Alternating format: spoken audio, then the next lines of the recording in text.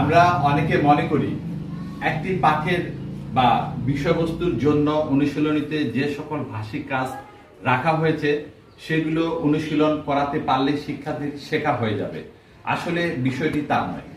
কোনো বিষয়ের জন্য ওই শ্রেণীতে যতগুলো ভাষিক কাজ নির্ধারণ করা হয়েছে প্রত্যেক পাঠ্যাংশের সম্ভাব্য সব ধরনের ভাষিক কাজ শিক্ষার্থীকে অনুশীলন করানো আবশ্যক।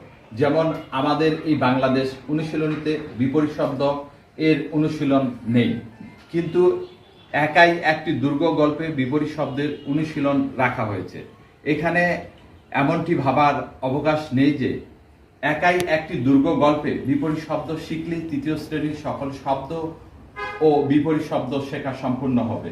সে কারণে শিক্ষার্থীর বাংলা বিষয়ে ভাষিক কাজের অনুশীলনের জন্য শিক্ষককে একটি পরিকল্পনা ঠিক করে নিতে হবে।